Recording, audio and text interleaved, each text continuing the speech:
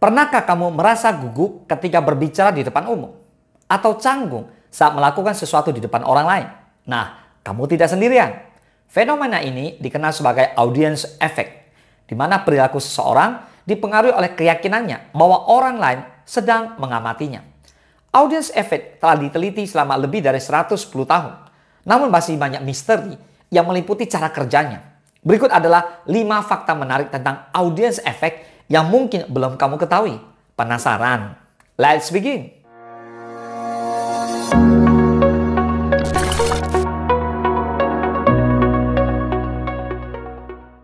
Yang pertama, audience effect memiliki sejarah panjang. Efek ini merupakan salah satu yang tertua yang dipelajari dalam psikologi. Dimulai dengan penelitian Triplett pada tahun 1898. Triplett menemukan bahwa kehadiran orang lain dapat meningkatkan kinerja seseorang dalam tugas-tugas tertentu.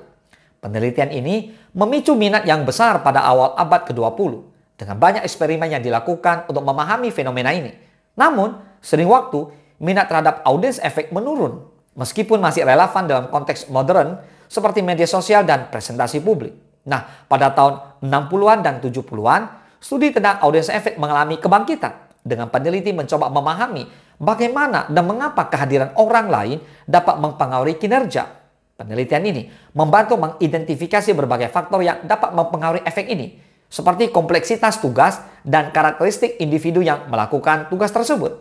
Yang kedua, audience effect terhubung dengan mentalisasi. Audience effect tidak hanya tentang perubahan perilaku yang terlihat, itu juga terkait erat dengan proses mental yang disebut mentalizing. Mentalizing adalah kemampuan untuk memahami dan memprediksi perilaku orang lain berdasarkan pemikiran dan perasaan mereka. Hipotesis yang diajukan oleh para peneliti adalah bahwa audience effect mengandalkan kemampuan mentalizing implisit, yang berarti kita secara otomatis mempertimbangkan pandangan orang lain saat kita tahu mereka menonton.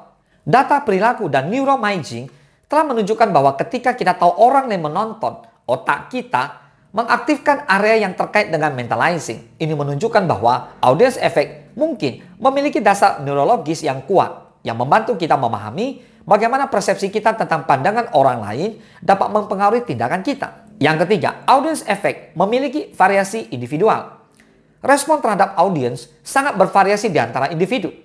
Faktor-faktor seperti usia, kepribadian, dan latar belakang budaya semua memainkan peran dalam bagaimana seseorang mungkin merespons kehadiran orang lain. Misalnya, orang yang lebih ekstrovert mungkin menemukan bahwa audiens memberikan energi dan meningkatkan kinerja mereka. Sementara orang yang lebih introvert mungkin merasa tertekan. Diagnosis klinis juga dapat mempengaruhi bagaimana seseorang merespon audiens.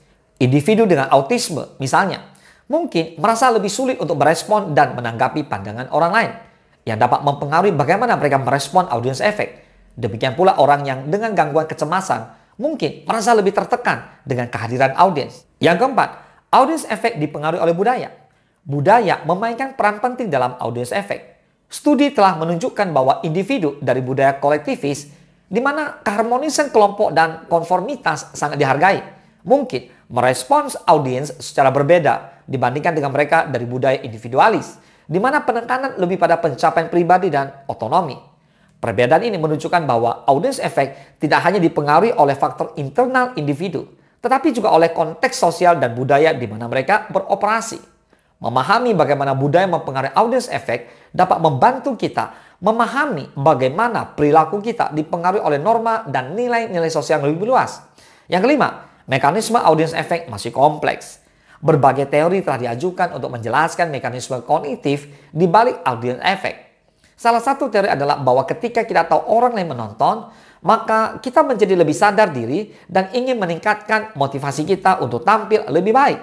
Teori lain menyarankan bahwa kehadiran audiens memicu kecemasan sosial yang dapat mempengaruhi kinerja kita.